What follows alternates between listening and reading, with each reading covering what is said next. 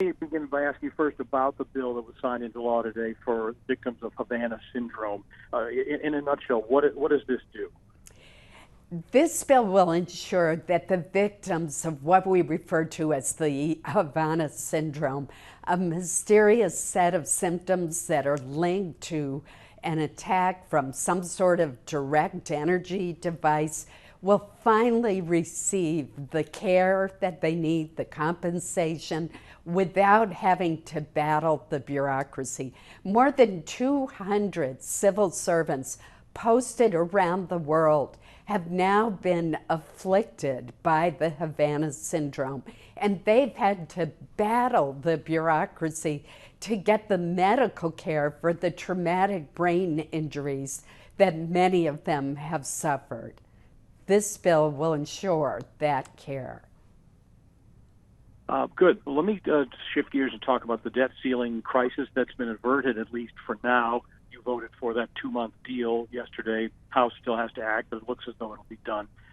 Yet the Republicans still, in the long run, want the Democrats to make the long-term fix on their own to really, let's face it, create a link between the growing national debt and the Biden administration's priorities, which is good fodder for the next election. Do you think that approach fails to acknowledge that Republican priorities of the past have also contributed to the national debt, and those bills have to be paid? Well, first of all, let me say that it's absolutely essential that the United States of America never default on its debt.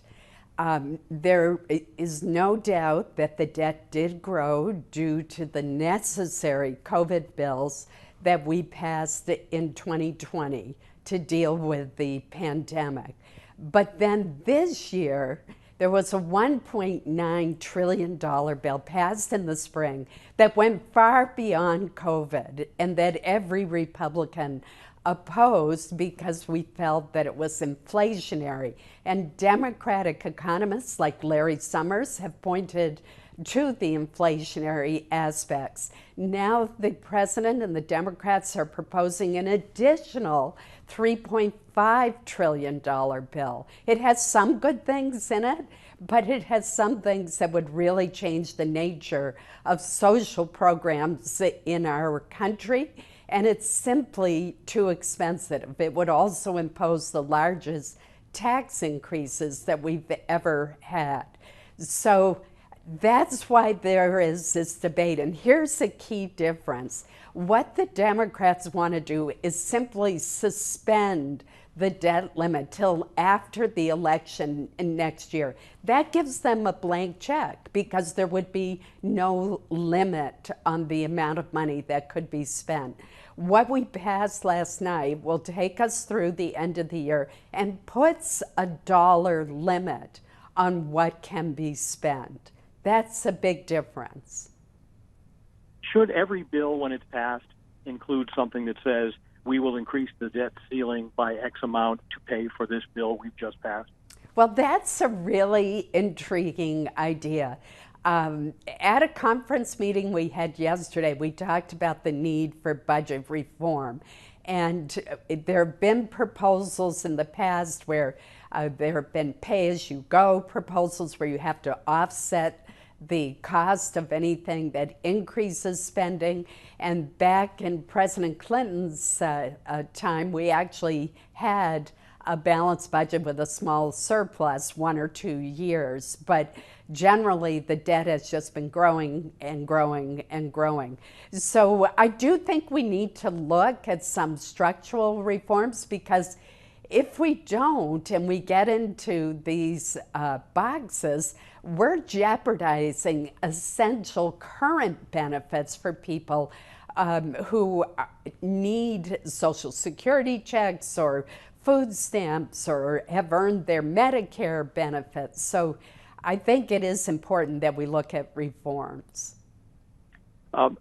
Shifting gears one more time before we finish, former President Trump has instructed several top advisors to defy subpoenas from the House Select Committee, which is examining the January 6th insurrection. It appears he doesn't want light shed on his role in what happened that day, if any. How should Congress respond? Does Congress have the power to enforce subpoenas?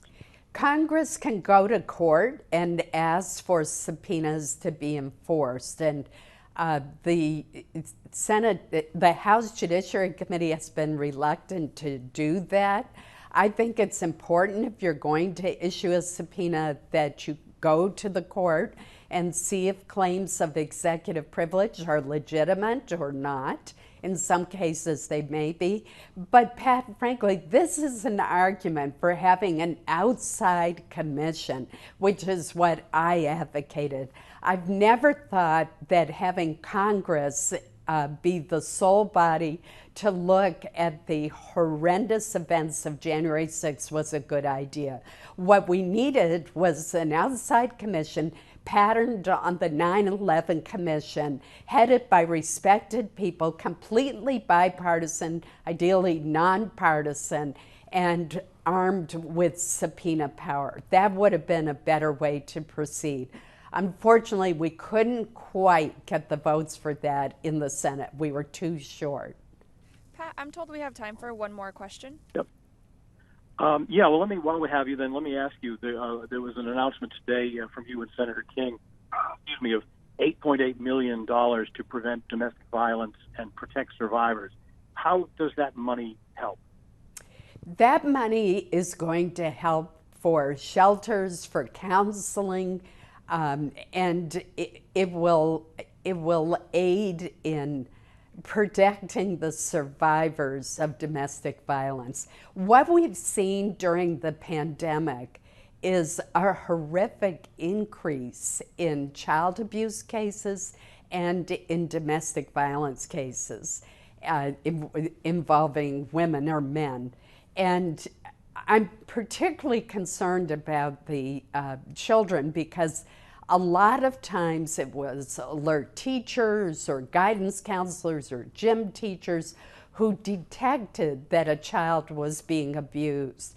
Last year, when children were out of school for so long, there were a lot of cases of child abuse that were not detected, as we know from some of the tragic cases in Maine, or they weren't followed up on sufficiently.